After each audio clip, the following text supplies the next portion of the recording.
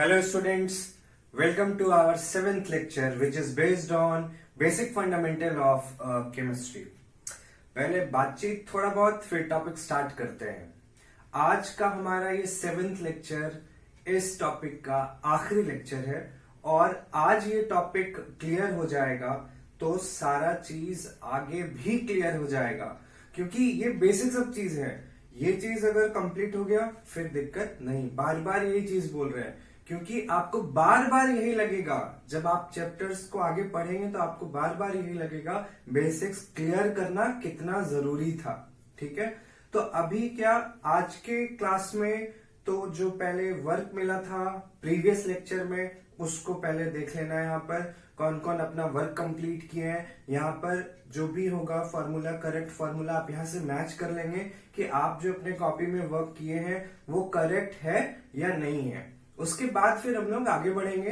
एक छोटा सा टॉपिक रह गया है एटॉमिसिटी, इसे कंप्लीट कराने के बाद अब आराम से हम लोग चैप्टर स्टार्ट कर सकते हैं। और क्या, चैप्टर्स जब आप पढ़ेंगे अगर कोई चीज और अगर बेसिक सब चीज अगर किसी भी स्टूडेंट को लगेगा कि ये भी जानना चाहिए तो वो चैप्टर्स के अकॉर्डिंग वहां पर डिस्कस हो जाएगा। ठीक है, कोई दिक्कत नहीं होगा, एकदम कांटेक्ट में बने रहिए। जो भी थोड़ा बहुत भी दिक्कत जहां भी होता है तुरंत बताइए सर ये डाउट हो रहा है, तुरंत डिस्कस हो जाएगा। कोई भी डाउट को पेंडिंग नहीं रखना है, इस चीज को हमेशा ध्यान में रखिएगा। नहीं तो जब एग्जाम आएगा तो ध्यान में आएगा अरे ये तो पेंडिंग रह गया था और यही डाउट था और यहीं से क्वेश्चन आ गया। तो कुछ भी चीज जो है छूटना नहीं चाहिए, है ना। तो आगे और हम लोग बातचीत करते हैं। पहले जो वर्क मिला था उस पर थोड़ा डिस्कशन कर लेते हैं, उसके बाद फिर हम लोगों का थोड़ा बातचीत और मीन्स अब जो चैप्टर स्टार्ट होगा पहला चैप्टर केमिस्ट्री का, तो उसमें क्या क्या चीज कैसे पढ़ना है, क्या पढ़ना है, उसके बारे में हम लोग डिस्कस कर लेंगे। तो सबसे पहले जो वर्क मिला था उसको हम लोग यहाँ पर देख लेते हैं। करेक्ट फॉर्मूला, सारे कंपाउंड का क्या क्या होगा। जैसे टोटल 16 कंपाउंड का नाम यहाँ पर लिखा है, ये आपका वर्क था जो आपको कंप्लीट करना था।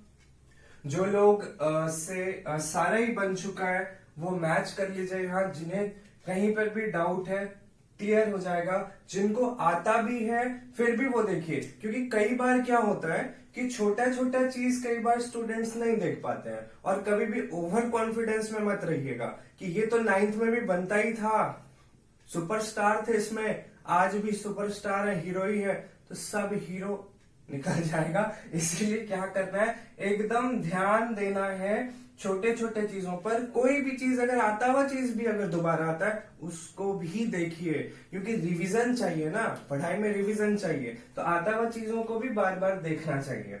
तो अभी देखिए यहाँ पर सबसे पहला जो हमारा कंपाउंड है वो क्या है, बैरियम क्लोराइड।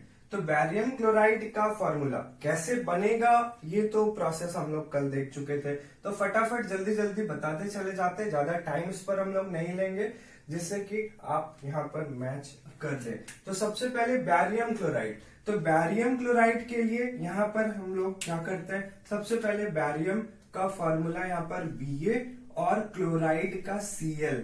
वैलेंसी बैरियम का कितना 2+, क्लोरीन का 1-, वैलेंसी इंटरचेंज, तो फॉर्मूला क्या हो गया हमारा BaCl2।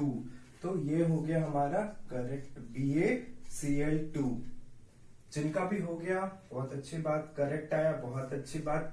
और हाँ, फॉर्मूला सभी को अगर अपने घर में ये पहले याद होगा जिनको, तब अगर वो लिखे तो उनके लिए ताली है। लेकिन जो फॉर्मूला पीछे वाले पेज से देख ले रहे हैं वैलेंसी, उनके लिए कुछ भी नहीं। अब देखिए यहाँ पर तो नेक्स्ट आते हैं सेकेंड बैरियम सल्फेट। तो फिर ये Ba और ये सल्फेट, वैलेंसी 2+, 2-, याद कीजिए कॉमन वैलेंसी क्या होता है, कैंसिल हो जाएगा।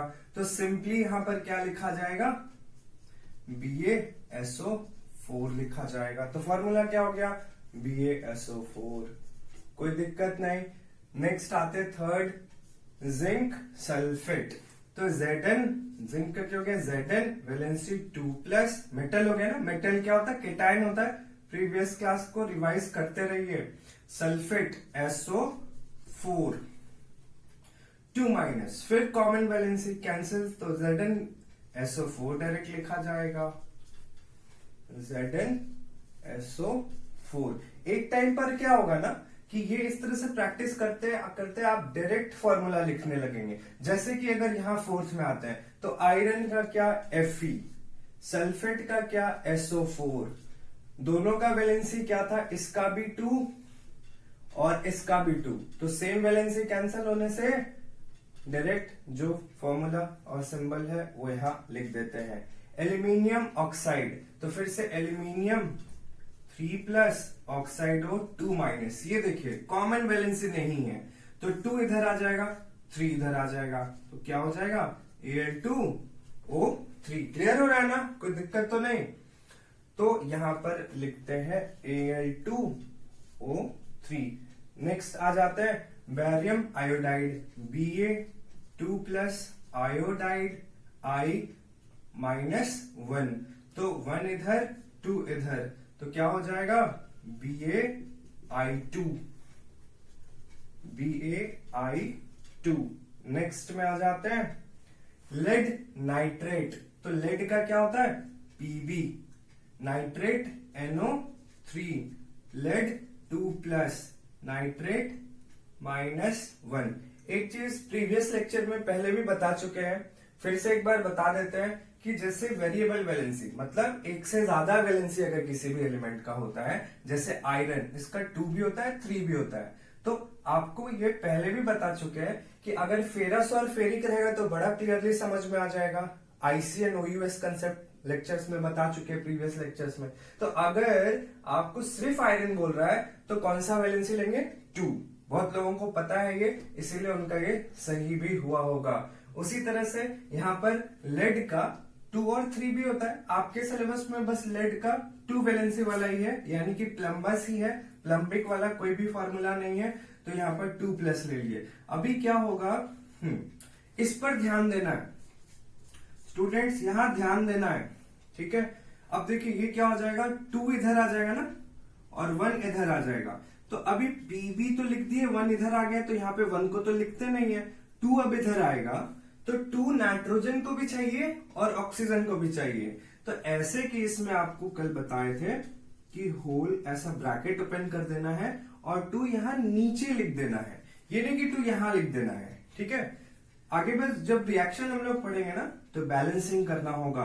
तो यहाँ पर देखिए अगर ब्रैकेट में ऐसा देकर अगर आप 2 दिए तो ये देखिए ये दोनों मल्टीप्लाई होता है, ये 6 यानी ऑक्सीजन कितना हो गया 6, और ये ब्रैकेट में है तो ये नाइट्रोजन है ना, ये नाइट्रोजन कितना हो गया 2 हो गया, ठीक है। इसलिए यहाँ पर ब्रैकेट में दे देते हैं ताकि दोनों ही एलिमेंट को वो 2 या जो भी हो वो मिल जाए। तो फॉर्मूला यहां से लेड नाइट्रेट का क्या हो गया PbNO3(2).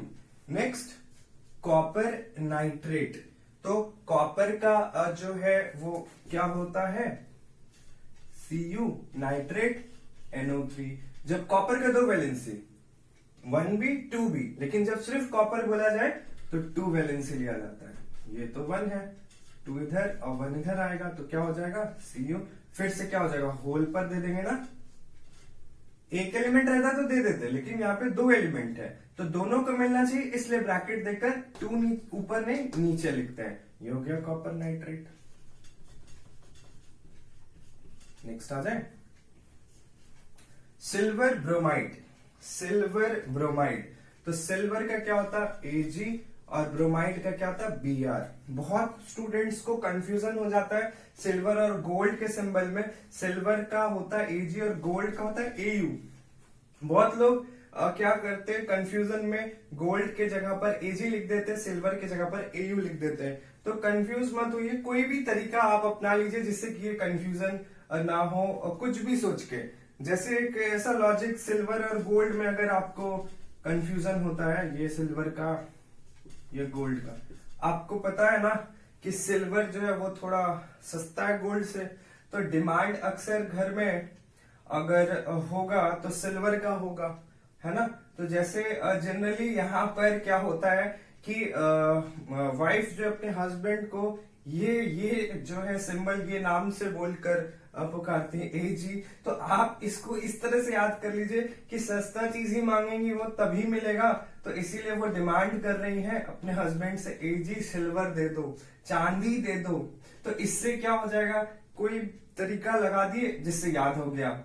तो सस्ता चीज मंगाना है तो ही मिलेगा, महंगा तो मिल नहीं पाएगा, इसीलिए डिमांड हो रहा है हस्बैंड से Ag चांदी ले आओ। तो Ag सिल्वर, मतलब जितना भी घटिया तरीका हो आप लगा दीजिए, लेकिन याद होना चाहिए, कंफ्यूजन नहीं होना चाहिए। अगर ऐसे ही याद है तो फिर ये सब चीज लगाने का जरूरत नहीं है। अभी आप देखिए यहाँ पर Ag Br वैलेंसी 1 दोनों का तो कॉमन हो गया ना, तो AgBr हो जाएगा। नेक्स्ट आ जाते हैं सिल्वर नाइट्रेट। सिल्वर नाइट्रेट तो दोनों का वैलेंसी 1, तो डायरेक्ट लिख देते हैं AgNO3। Next potassium sulphate, potassium 1 sulphate 2 minus, 2 इधर 1 इधर, तो K2SO4। ये 2 मिस हुआ, मार्क्स गया, इसीलिए बड़ा ध्यान से। सोडियम ऑक्साइड, सोडियम 1 ऑक्साइड 2 इधर 1 इधर, क्या हो गया Na2O। ये 3 बड़ा इंपॉर्टेंट, आगे आपको ऑर्गेनिक में आने वाला है, मींस कार्बोनेट्स कंपाउंड में ये तीनों ही आने वाला है, तो इसको बड़ा ध्यान से समझना है। जो भी स्टूडेंट है बड़ा ध्यान से इसको यहाँ पर देखेंगे, समझाएंगे अभी तो बड़ा ध्यान से समझेंगे। यहाँ पर बहुत लोगों का मिस्टेक होता है, ये 13 सोडियम एसीटेट बहुत लोगों का मिस्टेक होता है, इसीलिए इस चीज ध्यान से देखेंगे। अभी जैसे सोडियम एसीटेट है तो सोडियम क्या हो गया Na, एसीटेट CH3COO माइनस, तो अभी क्या हो गया कॉमन, तो मैक्सिमम स्टूडेंट इसको कैसे लिखते हैं NaCH3COO ऐसे लिख देते हैं। जिनको ऐसे देखने से लग रहा है कि जैसे कोई गलती तो है नहीं, गलती नहीं है, लेकिन ये चीज आपको कार्बन कंपाउंड में पढ़ना होता है। मीन्स जब आप ऑर्गेनिक पढ़ते हैं ना, बताएंगे सारा चीज ऑर्गेनिक क्या होता है सारा चीज, तो वहां पर स्टैंडर्ड वे लिखने का जो तरीका है इसको, वो कैसे लिखाता है CH3COONA। मीन्स पहले एसीटेट लिखा जाता है फिर जाके सोडियम लिखा जाता है। यानी आप समझ लीजिए जब आप कार्बन कंपाउंड का स्टडी करते हैं तो सबसे पहले क्या होता है, एनायन को लिखते हैं, तब जाकर केटायन को लिखते हैं। फिर वही है, हायर क्लासेस में जाएंगे केमिस्ट्री 3 पार्ट में हो जाता है, फिजिकल, ऑर्गेनिक, इनऑर्गेनिक। फिर इनऑर्गेनिक में अगर आप देखेंगे तो पहले केटायन तब एनायन, तो वहां पर ये सही हो जाता है। लेकिन हम लोगों को कार्बोनेट्स कंपाउंड में ये चीज है, तो इसीलिए इसको लिखने के लिए पहले माइनस वाले को तब प्लस वाले को, नाम ठीक है आगे में सोडियम लिखा है तब एसीटेट है, लेकिन स्टैंडर्ड फॉर्म इसको लिखने का तरीका कैसे होगा CH3COONA। इसीलिए इस चीज को याद रखिएगा, ये आगे आपको यूज होने वाला है। तो बस ध्यान में ये रखना है कि सोडियम को बाद में लिखना है। ये आपसे नहीं पूछने जा रहा एग्जाम में कि ऐसा क्यों लिखते हैं, ऐसा इधर क्यों कर देते हैं, ये सब चीज नहीं पूछता है। तो फिर क्या हो गया, सोडियम एसीटेट क्या हो गया CH3COONA, कोई दिक्कत नहीं। फिर पोटाशियम डाइक्रोमेट, तो पोटाशियम डाइक्रोमेट, पोटाशियम के dichromate Cr2O7 valency 2 minus, plus 2 इधर 1 इधर, तो क्या हो गया K2Cr2O7, यहां पे लिख देते हैं। कोई दिक्कत, बन रहा है, सब सही हो रहा है, 1-2 गलत हो जा रहा है कोई बात नहीं, ज्यादा सही हो जा रहा है बहुत अच्छा बात है। हाँ, नेक्स्ट पोटाशियम पर मैंगनेट, पोटाशियम पर मैंगनेट वैलेंसी दोनों का 1-1, तो KMnO, यहाँ पे 4 होता ना, KMnO4, ठीक है। नेक्स्ट है कैल्शियम, इसे थोड़ा ऊपर लिख देते हैं, कैल्शियम हाइड्रोक्साइड। कैल्शियम हाइड्रोक्साइड के केस में देखिए, कैल्शियम को लिख दिया यहाँ पे 2 प्लस हाइड्रोक्साइड OH माइनस। अभी देखिए यहाँ पर एकदम ध्यान दीजिएगा क्या होगा, दोनों का वैलेंसी इंटरचेंज, ये इधर और ये इधर, क्या बताए, अभी देखिए मैक्सिमम स्टूडेंट क्या कर देते हैं, यहाँ पर ऐसे लिखे CaOH और 2 को यहां ऐसे लिख देते हैं। अभी देखिए 2 जो यहां आ रहा है अभी, तो वो 2 किसको, ऑक्सीजन को भी चाहिए, हाइड्रोजन को भी चाहिए। अभी अगर आप ऐसे फॉर्मूला लिख देंगे तो सिर्फ हाइड्रोजन को मिला, ऐसे ऑक्सीजन तो चिल्लाने लगेगा कि 2 तो चाहिए, 2 तो चाहिए, मुझे भी 2 चाहिए। अभी क्या है, सिर्फ हाइड्रोजन को मिल गया, तो ये तो पार्शियलिटी वाला बात हो गया।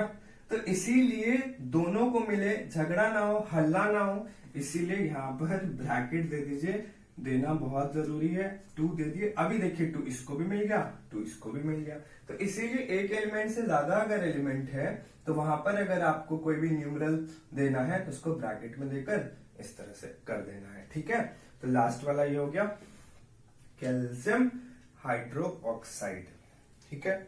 अभी देखिए अगर ये 16 था, 16 में से अगर किन्हीं का 12 सही है, 13 सही है, तो 12, 13, 14 यहां तक अगर सही है तो बहुत अच्छा, ठीक है। हाँ, अगर जो सीख ही रहे हैं वो भी अगर 10 तक, 10 मार्जिन तक भी आ रहे हैं तो बहुत अच्छा बात है। अगर आपसे नहीं हो पा रहा तो कोई बात नहीं, फिर से आप उसको रिवाइज कीजिए, क्योंकि समय अभी लग रहा है, फिर बाद में दिक्कत नहीं होगा, है ना। जो शार्प कर रहे हैं ना माइंड को, मान लीजिए कि आपको किसी भी चीज को, लकड़ी को काटना है, तो आप पहले क्या करते हैं, जिससे काटना है आप ज्यादा समय अगर दे देंगे ना उसको धार करने में, शार्प करने में, तो फिर आप धड़ाधड़ काटते चले जाएंगे। उसी तरह से अभी समझिए कि अगर शार्प नहीं है किसी का तो वो प्रोसेस में भी चल रहा है, उसके बाद सटासट सब खत्म होता चला जाएगा, कोई दिक्कत नहीं है। तो ये हो गया फॉर्मूला।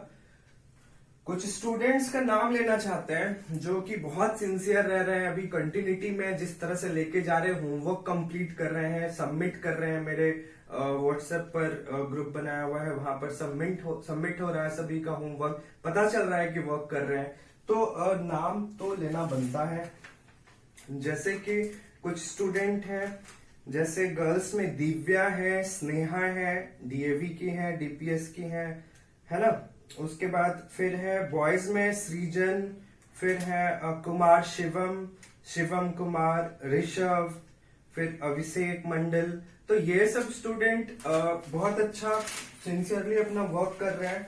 अच्छा लगता है जब आपके लिए कर रहे हैं और आप हमारे लिए कर रहे हैं और अपने लिए भी कर रहे हैं। हमारे लिए कैसे कि अगर आप अपना ये वर्क दिखाएंगे तो ये जो आपके लिए जो कर रहे हैं ना, एक मोटिवेशन बनता है कि चलो ये करने से स्टूडेंट भी मेहनत कर रहे हैं, तो हमारा मोटिवेशन आपसे है। और आप ये देखिए कि अगर आपको ये लगता है कि सर के लिए करना है या जिनके लिए भी करना है, जैसे भी लगता है करना, और आप करिए उस चीज को, उसके बाद फिर हर जगह से अच्छा होगा, कोई दिक्कत नहीं होगा। तो अभी अब हम लोग का टॉपिक क्या है, एटॉमिसिटी डिस्कस करेंगे। बस यही छोटा सा टॉपिक बचा है, उसके बाद तो चैप्टर में हम लोग आ जाएंगे, ठीक है। तो इसको करते हैं रब। और अगर आपको प्रैक्टिस करना है, आपके बुक में बहुत सारा ऐसा कंपाउंड फार्मूला, बहुत सारे बुक से आप और प्रैक्टिस कर सकते हैं। जितना प्रैक्टिस करेंगे आप खिलाड़ी बनेंगे, इसलिए आप प्रैक्टिस करते जाइए।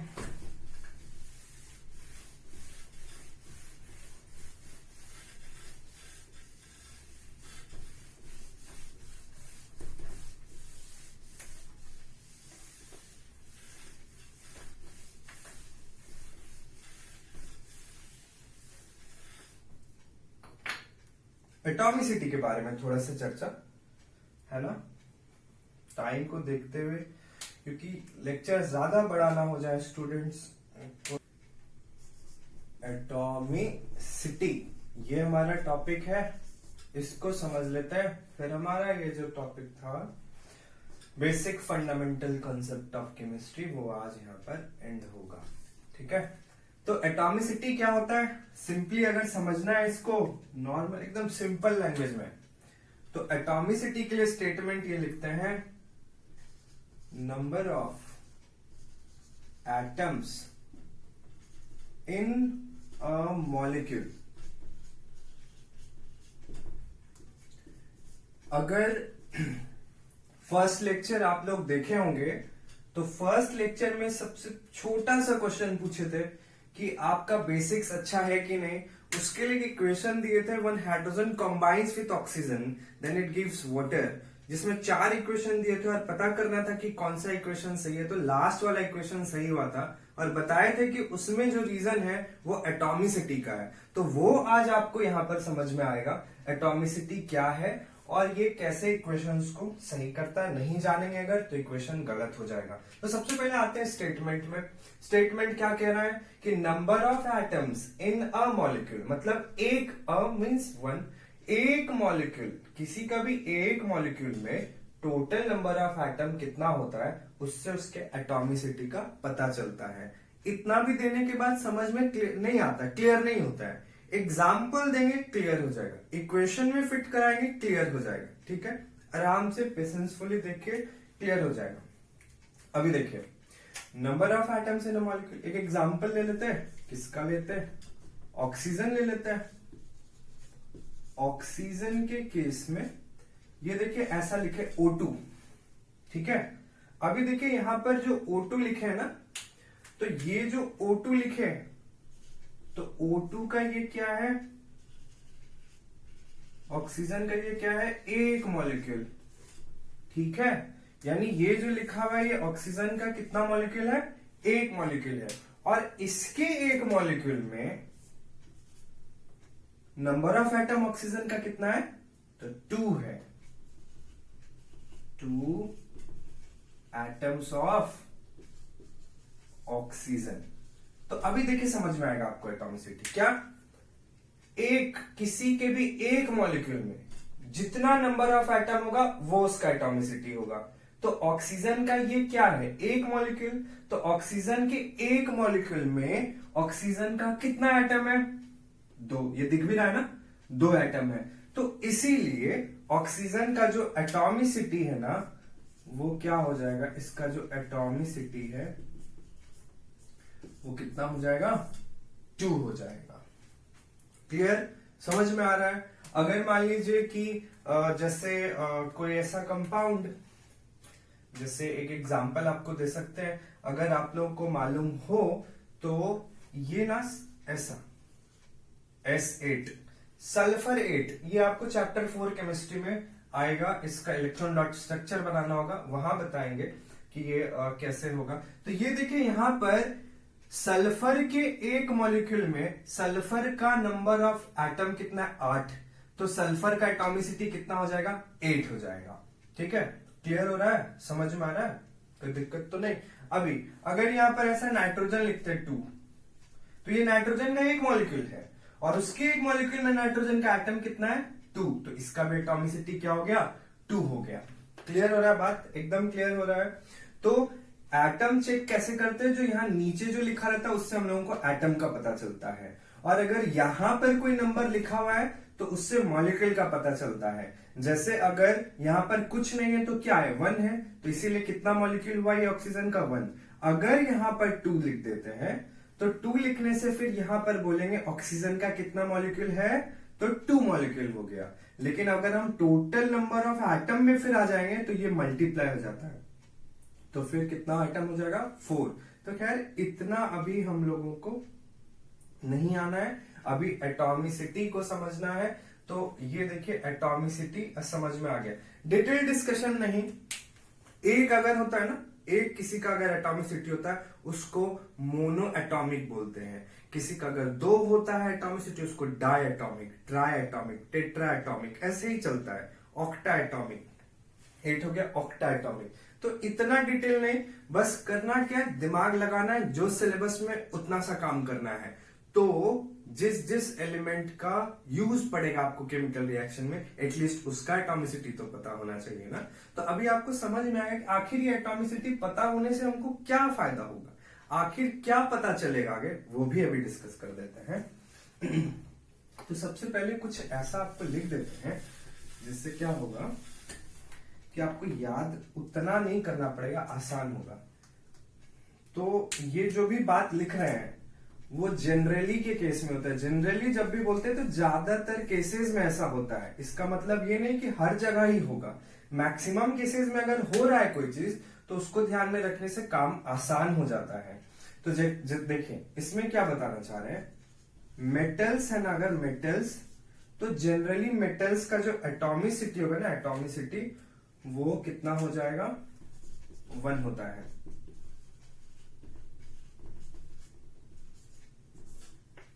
कितना, 1 होता है, ठीक है।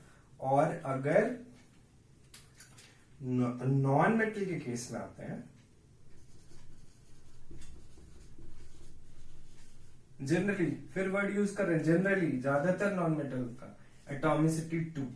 ये देखिए जैसे कि एग्जाम्पल में अगर आ जाए, एग्जाम्पल में अगर आ जाए, इसके एग्जाम्पल में अगर आ जाए, ये देखिए सोडियम, कैल्शियम, जिंक, आयरन, है ना, ये फिर पोटाशियम, लिथियम, है ना, तो ये सब देखिए, ये सब क्या है, मेटल है ना, सिल्वर, गोल्ड, तो ये देखिए जितना भी मेटल है, किसी के भी नीचे में 2, 3, 4 ऐसा नहीं लिखे, क्या है, 1 है, तो कुछ लिखते ही नहीं है, एटॉमिसिटी क्या है, 1। तो हर एक के एक मॉलिक्यूल में, इन सभी के एक मॉलिक्यूल में टोटल नंबर ऑफ एटम कितना है, 1, तो एटॉमिसिटी हो गया मेटल्स का 1। ये इसलिए ध्यान में रखना है, जब आप रिएक्शन लिखेंगे तो रिएक्शन लिखने के टाइम आपको पता होना चाहिए कि उसका एटॉमिसिटी क्या है, तो आपको वहां पर उसके नीचे उतना लिखना होता है। तो 1 तो लिखते नहीं है, कुछ नहीं लिखा तो अंडरस्टूड कि वो 1 है।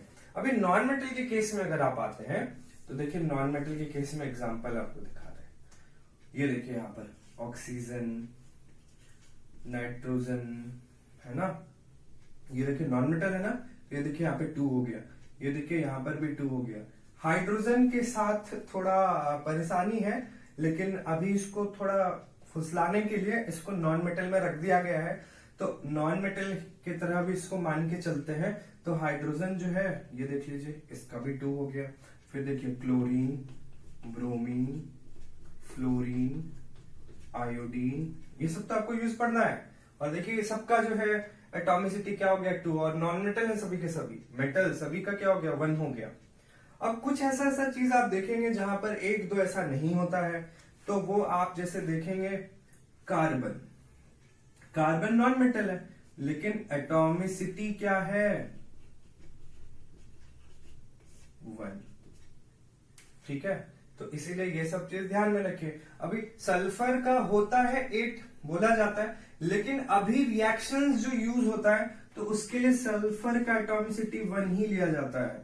तो इसीलिए जब बोला जाएगा ना कि सल्फर कॉम्बाइंस विथ ऑक्सीजन, तो S+O2 लिखाता है, क्योंकि ऑक्सीजन का एटॉमिसिटी 2, तो यहाँ 2 लिख दिया, सल्फर का 1 ही लेकर अभी चलना है, तो 1 यहाँ नहीं लिखते, कुछ नहीं लिखते, S लिख देते। ऐसा नहीं कर दीजिएगा, 8 कर दीजिएगा। तो ये सब चीज पढ़ते पढ़ते ध्यान में आ जाता है ना। तो ये इस तरह से ये अगर 2 आप ध्यान में रख लीजिए, जो आपको दिक्कत नहीं होगा। बाकी तो सब चीज ऐसे ही है। तो ये एटॉमिसिटी। अभी अब आपको कुछ रिएक्शंस लिखते हैं, और आप देखिए यहाँ पर अभी आपको एटॉमिसिटी का पता चल जाएगा कि कहाँ यूज पड़ा। जैसे एक स्टेटमेंट लिखते हैं, when nitrogen combines with oxygen, सिर्फ इतना सा भी लिखते हैं, ठीक है। तो अभी देखिए सिंबल लिखते हैं, अभी यहां पर लिखे NO, ऐसे लिखेंगे ना, गलत हो जाएगा, क्योंकि अभी आपको मालूम है एटॉमिसिटी क्या है इनका, तो आप वहां पर नीचे में वो एटॉमिसिटी लिखिए, तब जाकर आपका जो रिएक्शन होगा वो सही होगा। अगर अभी आप यहाँ पर ऐसा 2, इधर भी 2 ऐसा लिखते हैं, तो ये हो गया करेक्ट, क्योंकि इसका भी एटॉमिसिटी 2 है, इसका भी एटॉमिसिटी 2 है, तो नीचे में यहाँ पे 2 लिखना पड़ेगा। जो वहां था, जो क्वेश्चन पूछे थे आपसे सबसे पहले वाले लेक्चर में, व्हेन हाइड्रोजन कॉम्बाइंस विथ, इसके साथ, ऑक्सीजन के साथ, ठीक है। तो इसके लिए देखिए इधर जो आपका इस साइड वाला भी रिएक्टेंट प्रोडक्ट, ये सारा इस चैप्टर में सीखना ही है, ये सब चीज सीखना ही है, आगे करेंगे। अभी अगर ये स्टेटमेंट लिखा है, अगर आपको इस तरह से लिखना होता, तो हाइड्रोजन कॉम्बाइंस विथ ऑक्सीजन, तो ऐसा लिखेंगे गलत हो जाएगा, ऐसा लिखेंगे तो भी गलत ही हो रहा है। तो आपको मालूम है हाइड्रोजन का भी एटॉमिसिटी 2, ऑक्सीजन का भी एटॉमिसिटी 2, तो आप लिखे H2 प्लस O2, तो ये हो गया करेक्ट, जो कि फोर्थ वाले क्वेश्चन में दिए थे ना, तो वहां पर फोर्थ वाला सही होता, इसलिए सही हुआ था। तो ये जो है ना एटॉमिसिटी, ये छोटा छोटा चीज स्टूडेंट्स को नहीं पता रहता है। थोड़ा उनका गलती नहीं भी हो सकता है। कई बार क्या होता है कि ये सब चीज छोटा छोटा चीज डिस्कस नहीं होता है क्लास में। लगता है कि छोटा छोटा चीजें स्टूडेंट्स को मालूम होगा, लेकिन यहीं पर स्टूडेंट्स को नहीं ये सारा चीज पता रहता है, जिसके कारण रिएक्शन ही गलत लिख देते हैं। तो अभी देखिए, अगर आप इतना चीज आपको ध्यान में, अब कभी भी रिएक्शन आपका गलत नहीं होगा। कैसे जानेंगे सर कहाँ नीचे 2 देंगे, कैसे जानेंगे सर कहाँ 1 देंगे, तो ये रहा आपके पास, ये चीज दिमाग में रखिए, उसका कोई दिक्कत नहीं है। ठीक है, तो यहां से हमारा जो है टॉपिक, जो basic fundamental of concept of chemistry था, वो यहां से जो है खत्म होता है यहां तक। बाकी अगर कुछ आगे जरूरत पड़ेगा वहां भी बताएंगे, लेकिन इतना अगर कोई कर लेता है, इतना कवर कर लेता है, आगे केमिस्ट्री में दिक्कत नहीं होने जाना है उनको। रिएक्शंस में दिक्कत नहीं होगा, कभी दिक्कत नहीं होगा, किसी भी कंपाउंड के फॉर्मूला को लिखने में दिक्कत नहीं होगा। और केमिस्ट्री है तो रिएक्शन है, इक्वेशंस है, और वो किस पर बेस्ड है, यही छोटे छोटे चीजों पर, यही छोटे छोटे बातों पर है। ठीक है, तो ये यहां से जो टॉपिक है हमारा एटॉमिसिटी का, ये यहां से खत्म होता है। अब थोड़ा सा जो चैप्टर 1 स्टार्ट करेंगे उसके बारे में बस 5 से 10 मिनट थोड़ा बहुत बातचीत, उसके बाद फिर हम लोग कल मिलेंगे। तो बात क्या है, देखिए पहला चैप्टर जो है ना हमारा, वो है केमिकल रिएक्शन एंड इक्वेशन। ये नेक्स्ट क्लास अब हमारा यही होगा, केमिस्ट्री का स्टार्ट करने वाला है। तो थोड़ा चीज ध्यान में रख लीजिए, एनसीईआरटी बुक सभी के पास होना चाहिए। सीबीएसई बोर्ड में है और बोर्ड एग्जाम देने जा रहे हैं और एनसीईआरटी नहीं पढ़ते हैं, तो परसेंटेज लाना भूल जाइए, अच्छा परसेंटेज नहीं आएगा, क्लियर बोल देते हैं। शॉर्टकट करेंगे, इधर से उधर बहुत तरह का बुक पढ़ेंगे, सॉल्यूशन देख लेंगे, इससे कुछ नहीं होने जा रहा है। क्योंकि आपका जो माइंड कैसा है, आप किस तरह से पढ़े हैं, वो आपको वहां पर एग्जाम में मदद करने वाला है। ये नहीं कि छोटा छोटा चीज देखकर चले गए हैं। इसीलिए हर एक चीज को बहुत अच्छे से डिटेल में लेकर हम लोग को पढ़ के जाना है। ठीक है, तो अभी जिसके पास एनसीईआरटी बुक नहीं है, नहीं खरीद पाए सिचुएशन के कारण, तो वो लोग क्या करेंगे, पहला लेक्चर में पहले भी हम बताए हैं, मेरे पहले लेक्चर के डिस्क्रिप्शन में एनसीईआरटी का जो ऑनलाइन है, ऑनलाइन बुक्स आप पढ़ सकते हैं, वो वहां पर उसका लिंक दिया हुआ है। आप वहां से डिस्क्रिप्शन में जाके वहां से आप उसको डाउनलोड कर सकते हैं, प्ले स्टोर से आप वहां से भी पढ़ सकते हैं। ठीक है, जिनके पास बुक है तो अच्छी बात है। हाँ, अभी यहाँ पर एक बात और, बुक्स ज्यादा नहीं परचेज करना है। इससे क्या होगा, आप किसी एक बुक पर ज्यादा ध्यान नहीं दे पाएंगे, आपको सबसे ज्यादा ध्यान एनसीईआरटी पे देना है। लेकिन एनसीईआरटी का लैंग्वेज है थोड़ा स्टैंडर्ड, आप एक बार देखेंगे ना कि कितने लोग मिलकर वहां पर कहाँ के प्रोफेसर्स, अच्छे अच्छे लेक्चरर्स मिलकर ये बुक को लिखते हैं, तो लैंग्वेज थोड़ा सा स्टैंडर्ड है। और क्या होता है, ये बुक ना थोड़ा सा इंटरेस्टिंग टाइप से नहीं बनाया गया, चटपटा ढंग से नहीं बनाया गया कि कुछ हेडिंग है उसका अलग कलर, सब हेडिंग का अलग कलर, तो सिंपल वे में लिखा हुआ है, तो इंटरेस्ट बन नहीं पाता। लेकिन बनाइए, तभी जाके आपका भी लैंग्वेज स्टैंडर्ड होगा और स्टैंडिंग एबिलिटी डेवलप्ड होगा, वो बहुत जरूरी है। इसीलिए एनसीईआरटी बुक को पढ़ना जरूरी। अब देखिए, कुछ भी चीज अगर आपको हम बता रहे हैं, यहाँ पर आपको कुछ बता रहे हैं, तो इससे क्या होगा ना कि हो सकता है कि जितना बात जानना चाहिए उतना ही बता पा रहे होंगे, तो इसलिए बुक पढ़ना बहुत जरूरी है। आप कहीं से भी कोई लेक्चर्स को सुन लेते तो वहीं तक लिमिट मत होइए, आपको बुक पढ़ना पड़ेगा, बुक पढ़ना एकदम मैंडेटरी है। तो कुछ भी चीज बताने के बाद फिर भी आप क्या करिए, बुक को जरूर पढ़िए। एनसीईआरटी एक बुक रख लीजिए, और अगर एक बुक रखना है तो वो एस चांद का आप रख लीजिए। एस चांद में भी कंडीशन ये है, सारा चीज उस बुक से मत पढ़िए, क्योंकि बहुत डिटेल में, बहुत ज्यादा भी चीज उसमें दिया हुआ है। है ना। तो इसीलिए क्या करना है, बता देंगे इस चांस से कौन सा टॉपिक पढ़ना है, इधर से कौन सा टॉपिक पढ़ना है, नोट्स प्रोवाइड कराएंगे, आप नोट्स पढ़ जाइए, एनसीईआरटी को पढ़ जाइए, सफिशिएंट है।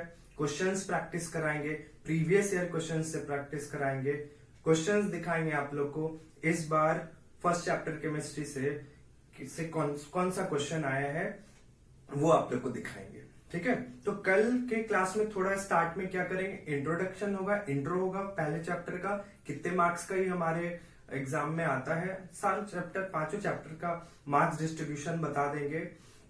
और इस बार बोर्ड में क्वेश्चन पहले चैप्टर से कौन कौन सा क्वेश्चन आया, कितने मार्क्स का क्वेश्चन आया, कहां से क्वेश्चन आया, सारा चीज डिस्कस होगा। एनसीईआरटी बुक बस रख लीजिएगा, जब भी मेरा क्लास होगा एनसीईआरटी बुक का डिस्कशन होगा ही, उससे वर्क आपको मिलेगा ही मिलेगा। एक्टिविटीज है उसमें, वो पढ़ना होता है ना। सिलेबस इस बार पैटर्न चेंज हुआ, प्रैक्टिकल बेस्ड क्वेश्चन नहीं रहता, एक्टिविटी बेस्ड क्वेश्चन रहेगा।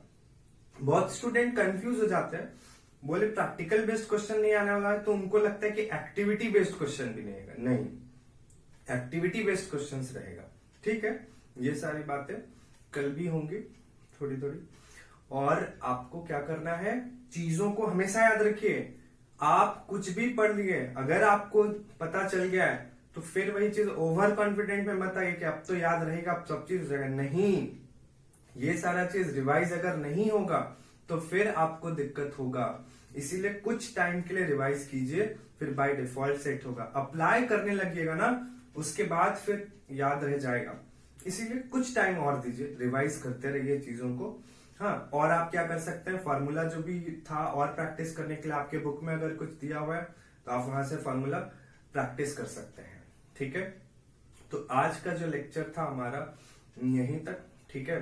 समय को मद्देनजर रखते हुए आज का क्लास अब हम लोग को यहीं पर स्थगित करना पड़ेगा आज का। फिर कल का क्लास हम लोग का स्टार्ट होता है नए टॉपिक के साथ, केमिकल रिएक्शन इन इक्वेशंस, वो स्टार्ट कर देंगे, ठीक है। उसके बाद फिर स्ट्रैटेजी, प्लानिंग, सारा चीज डिस्कस होते हुए कि कैसे पढ़ना है। सिर्फ पढ़ना नहीं है, सब चीज देखना है कि क्वेश्चंस कैसे आ रहे हैं। सीबीएसई का माइंडसेट आप लोग को जानना है कि क्वेश्चंस कैसे सेट करता है, फिर आप लोग उस ढंग से पढ़ेंगे, ठीक है। कोई दिक्कत नहीं होगा। बस नेक्स्ट क्लास के लिए आप ये सारा चीज को हमेशा रिवाइज कर आइए। कोई भी टॉपिक अगर पढ़ाने जा रहे हैं, पढ़ कर आइए, समझ में आए या ना आए फिर भी पढ़ कर आइए, कुछ तो आया होगा ना। और जब बताएंगे तो आपको समझ में आएगा कि यहाँ पर डाउट हुआ था, सर बोले तो क्लियर हो रहा है। तो फिर क्या होगा ना, आदत डेवलप होगा आपका कि बुक्स को पढ़ने का आदत बनेगा, ठीक है। बाकी बात और होते रहेंगी, कल फिर हम लोग डिस्कस करते हैं उसके बारे में। अभी के लिए बस इतना ही। Thank you.